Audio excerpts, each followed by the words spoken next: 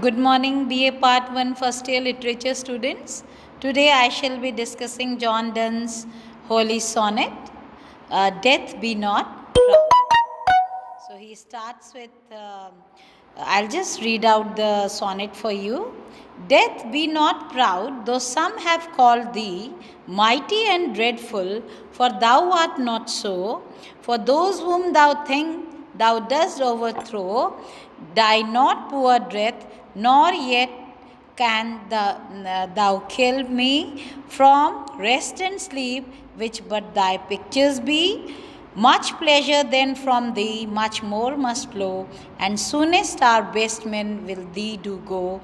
Rest of their bones and souls' delivery, thou art slave to fate, chance, kings, and desperate men, and does with poison, war, and sickness dwell. And poppy or charms can make us sleep as well, and better than thy stroke. Why swellest thou then? One short sleep past, we wake eternally, and death shall be no more. Thou shalt die. Now, Death Be Not Proud, the sonnet presents an argument against the power of death.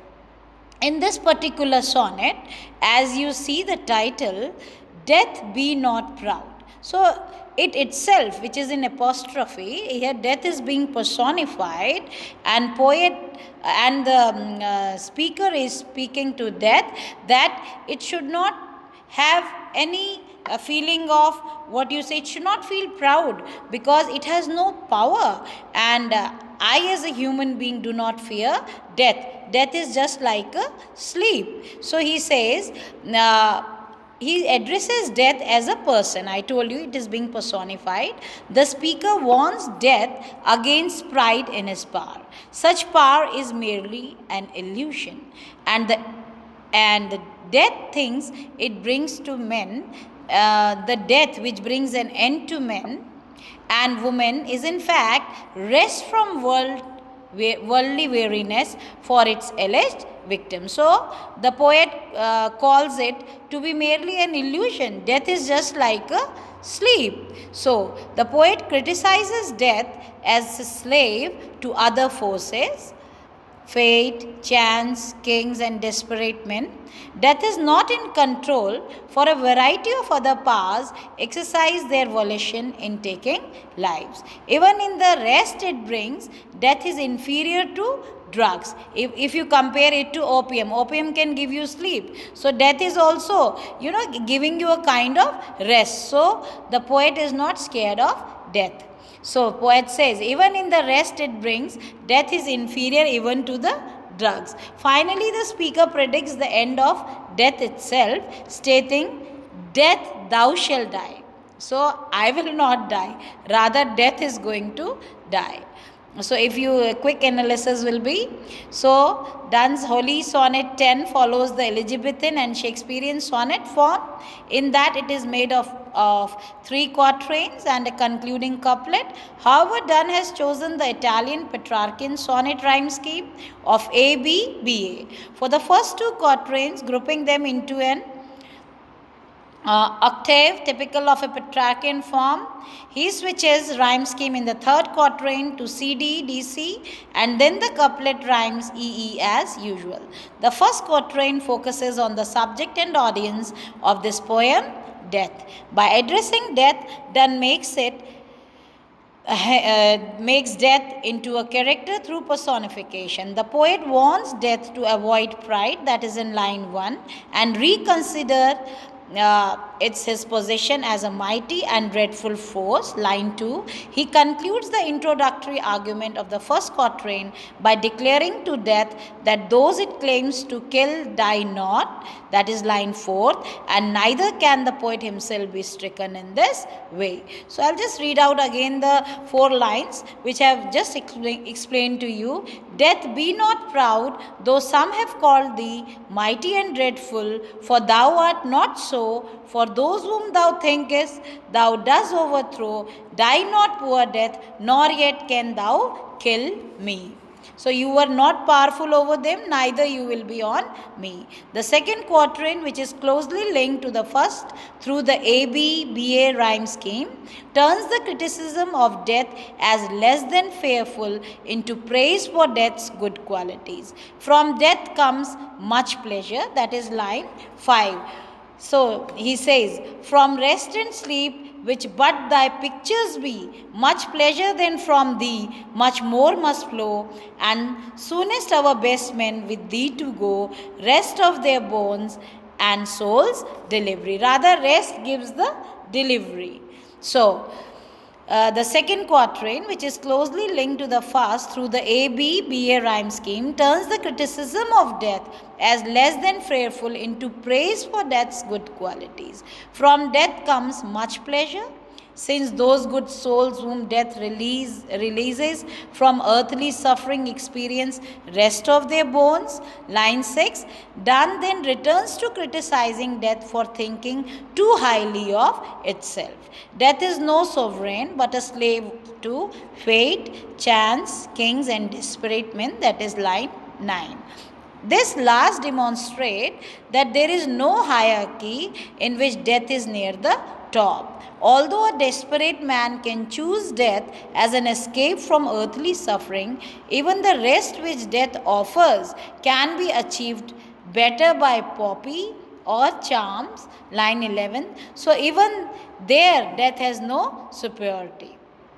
So the final couplet caps the argument against death.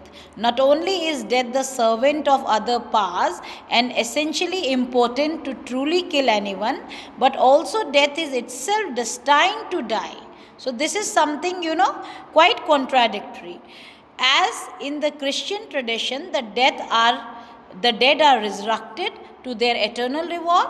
Here Donne echoes the sentiment of the Apostle Paul in Corinthians, where Paul writes that, to quote, the final enemy to be destroyed is death. So Donne taps into his Christian background to point out that death has no power and one day will cease to exist. So John Donne has made death to be powerless. Okay, so just to summarize, in fact, death is neither of these things, because people don't really die when death comes, whom the speaker pities comes to them, nor will the speaker truly die when death arrives for him.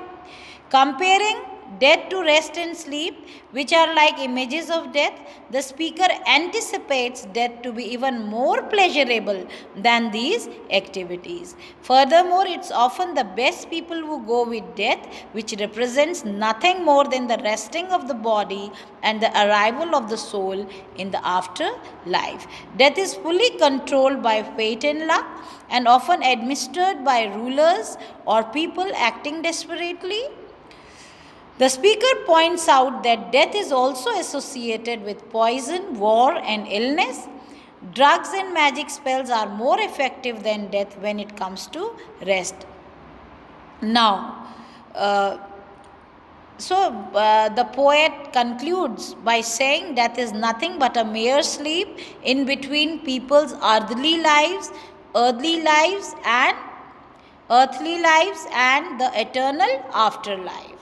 So, the soul doesn't die. That is the main, idea, in which death can visit them no more. It is instead death who will die, or a certain idea of death as something to be scared of, that is going to die.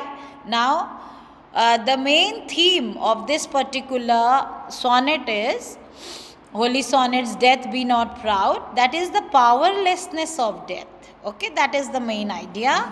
In this sonnet, often referred to by its first line or as Holy Sonnet 10, the speaker directly addresses death, seeking to divest it of its powers and emphasize that man, though fated to die, is more powerful than death itself. The poem paints a picture of death as prideful, vain, even, and works to deflate death's importance by arguing firstly that death is nothing more than a rest, and secondly that following this rest comes afterlife, which contradicts death's aim of bringing about a final end. So, with death's powerlessness proven by the end of the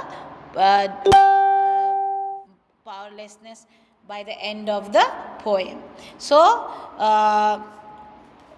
today I shall just conclude this particular lecture here. Thank you so much for your patience, dear students. Thank you so much.